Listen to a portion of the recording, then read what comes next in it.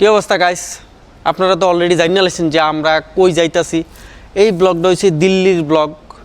দেশের রাজধানীর যাইতাছি আমি প্লাস ফুলমিয়া ভাইয়ের এক মুসাতো ভাই, তিনজনে যাইতাছি দিল্লি কোনো এক কারণে, বা একটু ঘোরাঘুরি করলাম এই কারণে।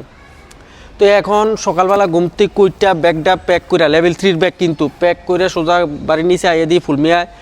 এবার কালা থাল লইয়া থার না গেটের কিতা ঘোরা লইয়া রেডি। তো এটা তুইটা সোজা ইয়া পড়লাম আমরা এয়ারপোর্টে ঢুকিয়া ডিপার্চারে আমরা টিকিট দেখায় ভিতরে ঢুকছি, বোর্ডিং পাস করছি। যেহেতু আমরা লগে ব্যাগ নাই, লাগেজ টাগেজ কিছু নেই, কান্দের ব্যাগও 2-4টা জামা কাপড় লইয়া লইছি, এডি দিয়েই শেষ। আমরা উপরে উঠলাম, উঠটা তিহারি খাইলাম, হোটেল ডাইনার তিহারি, সেই ওয়ান অফ দ্য বেস্ট, আমার তো সেরা লাগে। তিহারি খাইয়েছিরা। এখন আমরা ফ্লাইটের লেগে অপেক্ষা করতেছি। ফ্লাইট অলরেডি আমাদের 1.5 ঘন্টার মতো লেট, কারণ কুয়াশার কারণে সব ফ্লাইট ডিলে। তো এখন ফ্লাইট আইবে, উইটটা জামু যাই সালে বাকি ব্লগটা কন্টিনিউ থাকবো, ঠিক আছে? যারা ইউটিউব থেকে দেখেন সাবস্ক্রাইব করবেন, আর যারা ফেসবুক থেকে দেখেন অবশ্যই পেজটা ফলো করবেন।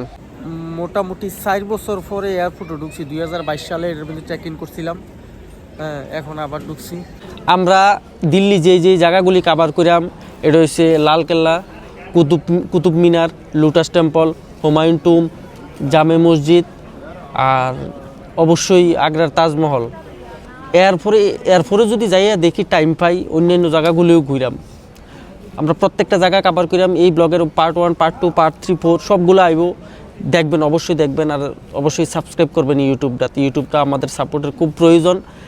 এরপরে যদি আমরা সময় পাই, হয়তো দিল্লির থেকে আমরা অন্য স্টেটে পাড়ি দিতাম পারি, যেমন হয়তো কাশ্মীর যেতে পারি, আর না হয় কলকাতা আইতে পারি।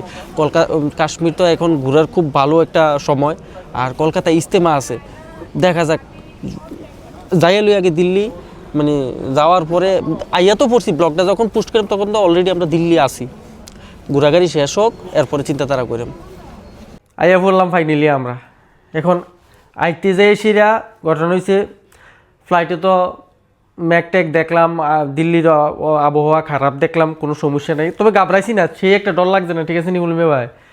তো আইয়া নাইমাসিরা যেটা প্রধান সমস্যার সম্মুখীন হয়েছি সেটা হয়েছে, প্রথম তো ঢুকিয়া অনেক লম্বা এয়ারপোর্ট, হাঁটতে বাইরে আইছি। বাইরে আইয়া প্রথম goibibu.com, এরপরে OU, এই দুইটা ডাউনলোড করছি।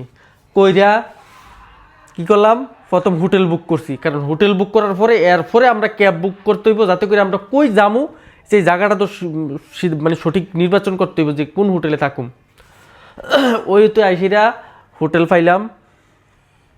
পাইলাম এইটা। এরপরে ওইখান থেকে এবার প্রথম উবের ডাউনলোড করছি, এরপরে ওলা ডাউনলোড করছি। ফাইনালি পরে উবের থেকে ক্যাব বুক করছি, ক্যাব বুক করে এনে দাঁড়া রইলাম কতক্ষণ, আইয়ে না 10-15 মিনিট পরে গাড়ি আইছে। গাড়ি তুইটা চলতে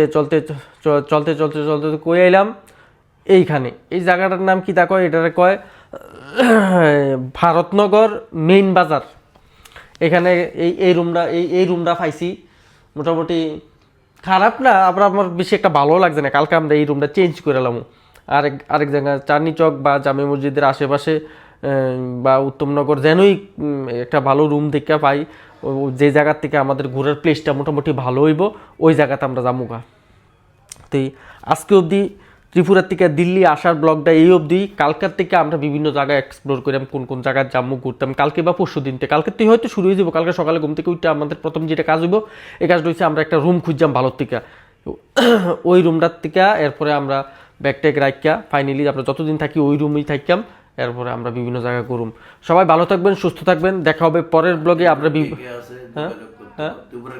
আচ্ছা, এটা তো আমাদের প্রথমে ইউটিউবে পোস্ট হইব, ঠিক আছে? আর ত্রিপুরার কোনো লোক যদি দিল্লিতে থাকেন বা আপনারা চিনেন যে কোনো জায়গার থেকে যদি থাকেন, অবশ্যই কমেন্ট করেন, আপনার সঙ্গে আমরা যোগাযোগ করবো, দেখা করবো। কারণ রাজ্যের বাইরে যখন সেটা কোনো দেশের রাজ্যের মানুষ পাই, তখন তো একদম আপন মনে হয়। তো অবশ্যই যদি আপনারা কেউ থাকেন, অবশ্যই কমেন্ট করবেন দিল্লিতে কেউ থাকলে। ভালো থাকবেন, সুস্থ থাকবেন, গুড নাইট।